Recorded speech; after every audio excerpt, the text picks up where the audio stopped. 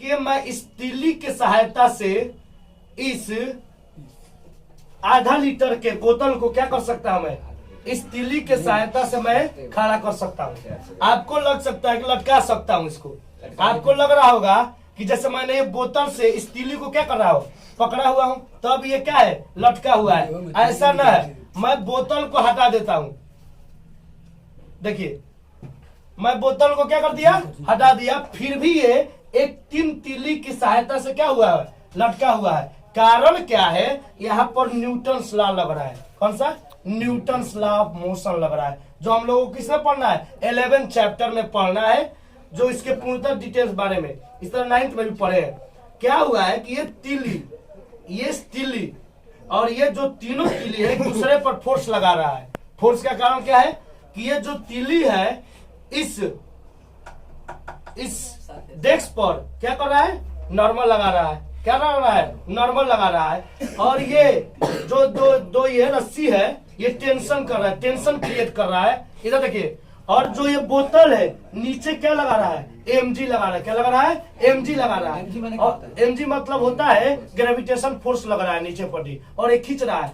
और ये जो तीली है, इस तीली ने अप डाउन अपवर्ड क्या कर रहा है, नॉर्मल रिएक्शन लगा रहा है, जो mg को क्या किया है, बैलेंस किया है। क्या किया है, बैलेंस किया है। और इस डेस्क में यहाँ पर एक फ्रिक्शन फोर्स भी लग रहा है, यानी इसमें mg भी लग रहा है, फ्रिक्शन फोर्स भी लग रहा है, टेंशन भी क्रिएट हो रहा है। टेंशन का मतलब होता है कि इस धागे में ये दो रस्सी है ना, रस्सी में टेंशन क्रिएट हुआ है। टेंशन का मतलब होता है खिंचाव। क्या होता है, खिंचाव होता है।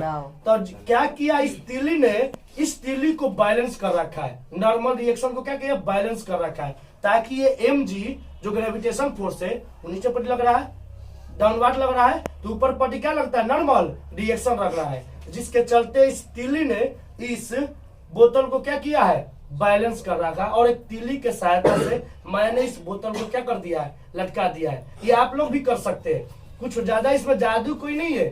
कारण क्या है कि यहाँ पर एक नॉर्मल रिएक्शन लग रहा है, नॉर्मल फोर्स लग रहा है। नॉर्मल फोर्स लगता है किसी भी वस्तु के अपवार्ड, और डाउनवर्ड क्या लगता है, ग्रेविटेशनल फोर्स लगता है। तो ये नॉर्मल फोर्स लग रहा है इससे अपवार्ड, इसके चलते ये डाउनवर्ड ग्रेविटेशनल फोर्स लग रहा है। ये तीली ने भी एक नॉर्मल फोर्स बना रखा है, एक हॉरिजॉन्टल और एक क्या है, वर्टिकल।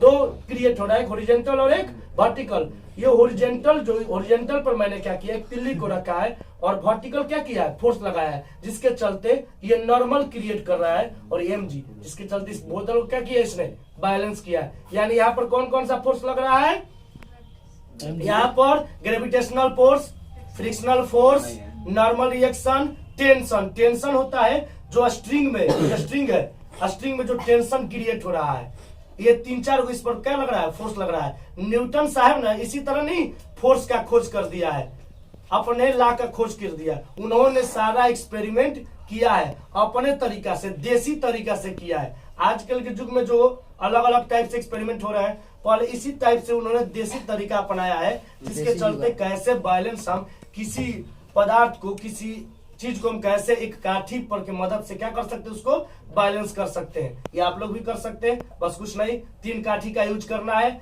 एक काठी को हॉरिजॉन्टल बिछा देना है, एक काठी को वर्टिकल लगा देना है, एक काठी को क्या करेगा, ये बैलेंस करेगा इसको, ठीक है, एक दूसरे को बैलेंस करेगा, जिसके चलते ये क्या होगा आपका। अब इसको कितना हिलाइए, देख रहा है, जल्दी नहीं गिरेगा, क्योंकि यहाँ पर नॉर्मल रिएक्शन और mg दोनों क्या हो गया है, बराबर हो गया है। ठीक है, देख रहा है, नहीं हो रहा है। कारण समझ जाइए कि कितना ज्यादा फोर्स लगा हुआ है।